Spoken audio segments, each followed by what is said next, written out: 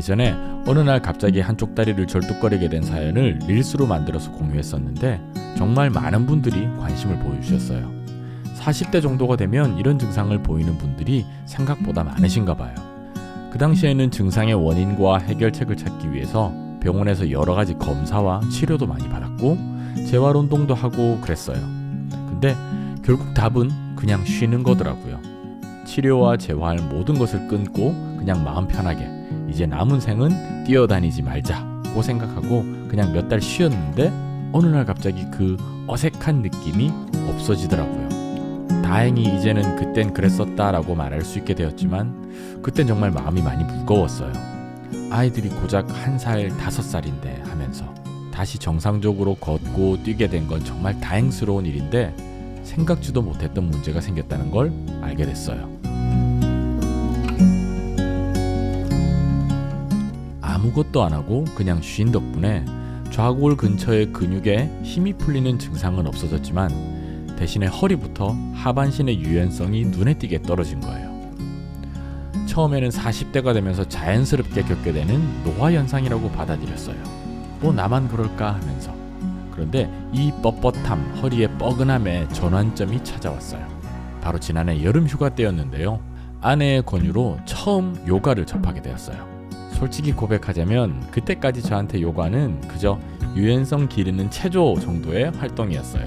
운동이 아니라 가벼운 활동, 여행지에서 새로운 활동을 경험해보는 거, 여행의 낭만이란 이런 거지 하면서 일일 체험을 했던 거죠. 그런데 딱 한 번 경험한 요가는 이전까지 제가 생각했던 가벼운 활동이 아니라 운동이었어요.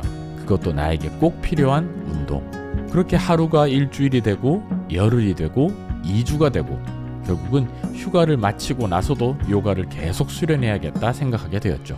집으로 돌아와서 속초 요가원에서 추천받은 온라인 요가원을 찾아보게 되었고 어떤 곳인지 꼼꼼히 살폈죠. 현실적으로 오프라인 수업에 참석하기에는 시간 제약이 많았거든요. 하지만 시작이 쉽지는 않았어요.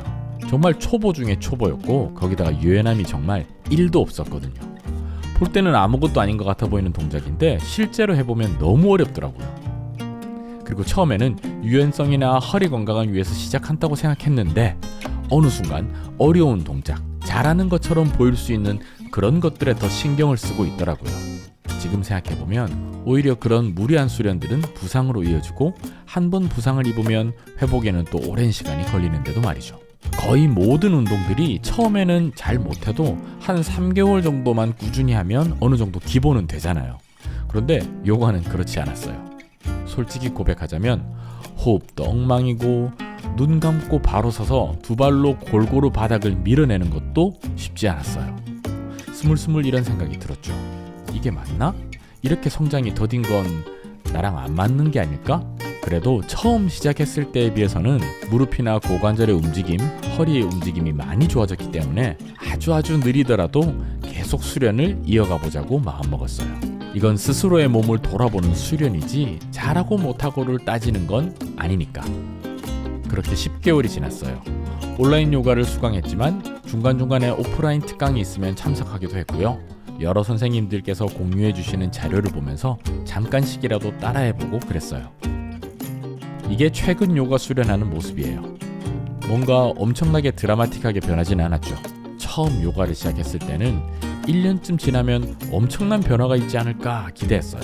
근력 운동을 오래도록 했었기 때문에 약간의 유연성만 더하면 정말 인스타에 나오는 그 어려운 아사나들을 척척 해낼 수 있지 않을까 그렇게 생각했었죠. 부끄럽지만 아니 창피하다는 표현이 더 맞을 것 같아요. 처음 생각했던 모습과는 거리가 멀어요. 수련이 한참 모자라요.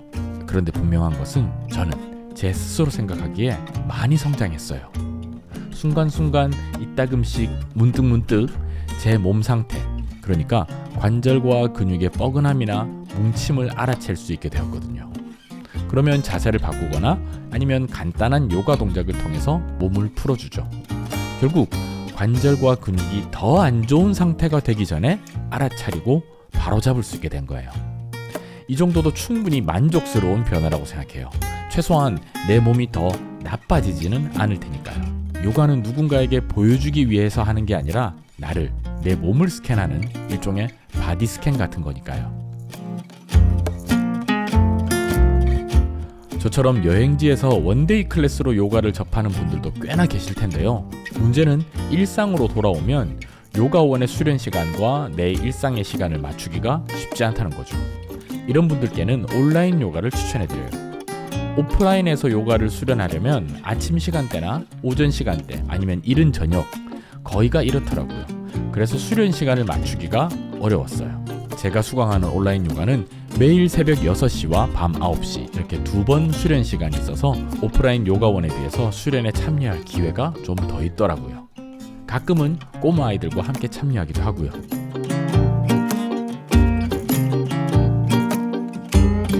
처음에는 안 그래도 초보인데 온라인으로 요가를 수강하면 세세한 교정을 받을 수는 없지 않을까 하는 걱정도 있었어요.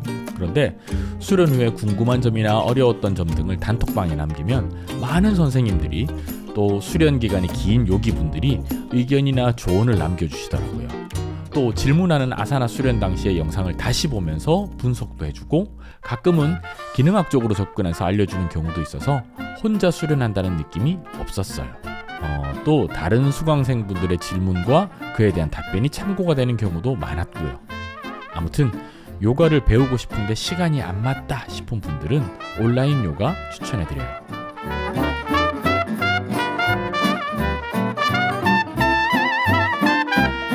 마지막으로 그동안 요가를 수련하면서 이건 꼭 요가 수련이 아니더라도 일상에서 생각날 때마다 따라하면 좋겠다 싶은 동작들 몇 가지만 소개해드릴게요.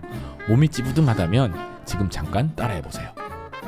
첫 번째 동작은 다운독. 양손을 어깨 넓이로 벌리고 바닥을 짚은 상태에서 엉덩이를 천천히 들어 올리는 거예요. 몸으로 산 모양을 만드는 것처럼.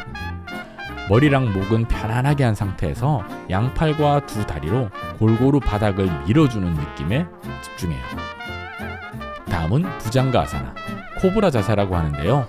바닥에 엎드린 상태에서 손바닥을 가슴 옆에 두고 서서히 상체를 올리는 거예요. 이때 허리 힘으로 상체를 올리는 게 아니라 등 근육을 뒤로 보낸다는 느낌으로 올리는 거예요. 절대 무리해서 올리지 말고 부드럽게 올라가는 정도로. 마지막은 아기 자세. 무릎 꿇고 앉은 상태에서 상체를 앞으로 숙이는 거예요. 이마랑 손바닥을 바닥에 붙이고 호흡하는 거죠. 저는 이 동작을 매일 아침 일어나면 제일 먼저 해요. 아기 자세를 취하면 허리나 고관절, 어깨 등의 근육과 관절이 제자리를 찾는 그런 느낌이 들거든요. 저는 아무리 바빠도 아침에 이 세 동작은 무조건 해요. 몸을 깨우는 그런 의식? 그런 거예요. 어느덧 요가를 처음 접했던 계절이 되어가네요. 지난 10개월간의 변화를 말씀드리며 영상을 마무리할까 합니다. 우선 이건 좀 엉뚱한 것 같지만 체중과 체형이 좀 바뀌었어요. 체중은 과거에 비해서 3kg 정도 빠졌는데 이건 요가를 하다 보니까 식습관을 좀 고쳐야겠다는 생각을 하게 되었고 그러다 보니까 자연스럽게 체중이 조절되더라고요. 체형도 예전에는 약간은 벌크업과 살크업 사이의 그 어딘가의 몸 상태였는데 이 붓기가 좀 빠진 체형이 되었어요. 그리고 느리지만 분명한 유연성의 개선. 부상 없이 다치지 않는 수련을 목적으로 하다 보니까 뭔가 엄청나게 드라마틱한 변화는 없었어요. 근데 이전에 뻣뻣하다고 느꼈던 부위들이 서서히 나아지고 있다는 건 분명히 느낄 수 있어요. 몸의 뻣뻣함이 시작되었다면 아니면 진행 중이라면 요가 한번 시작해보세요. 무리하지 말고 욕심내지 말고 천천히 오래도록 할 취미라고 생각하고 시작해보는 거예요. 경험해보시면 느껴지실 거예요. 작지만 분명한 변화. 오늘도 건강하게 하루 보내시고 다음 영상에서 인사드릴게요. 이번 영상은 여기까지. 나마스테.